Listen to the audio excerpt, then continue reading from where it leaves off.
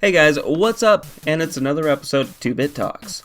Today I'm going to be talking about some news that recently dropped. Apparently, Microsoft is in talks to extend PlayerUnknown's Battlegrounds Xbox One exclusivity.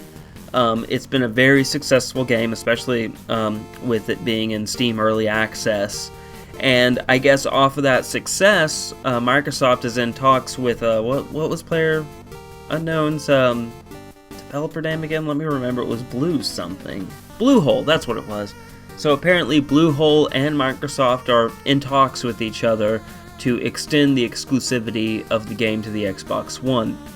Now there's not much out there as far as if they've reached a deal or not.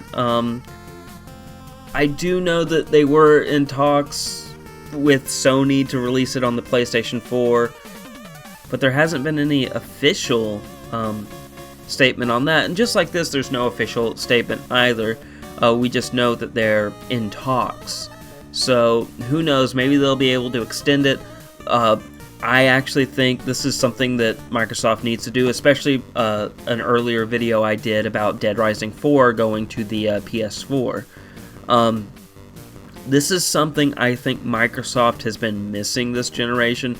Not that it's that important, I don't think, because I think, the more people get to play games, the better.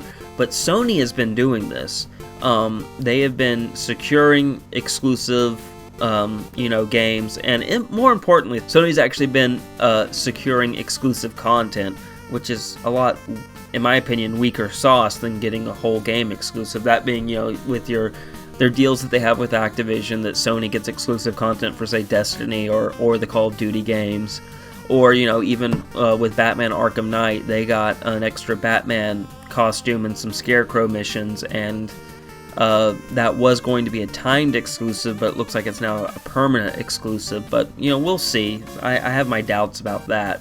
But yeah, this is something I think Microsoft needs to do. They haven't really been doing it. They'll secure some exclusive games here and there, which I think was great. But but those were honestly like either their own first party or their second party. I feel like they've been letting Sony, have free reign over the third parties. Meaning, Sony will go in there and secure some kind of exclusive deal, and Microsoft's kind of backed off.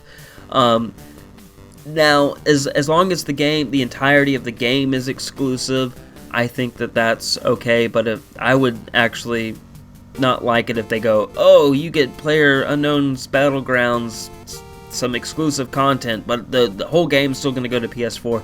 That kind of exclusivity I don't like. But I do like it when companies will get a game or a franchise and they're like, hey, this is exclusive to the system. If you're willing to play this game, you gotta get this system. Back in the day, for me, for the PlayStation, I loved Resident Evil. Wanted to play Resident Evil. You could only get Resident Evil on the PlayStation.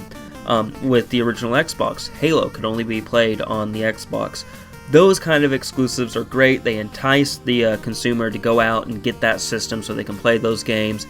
That's where I think it works, and I think if Microsoft does it for PlayerUnknown's Battlegrounds, more power to them. This is, I think, a good move. Hopefully they get it done.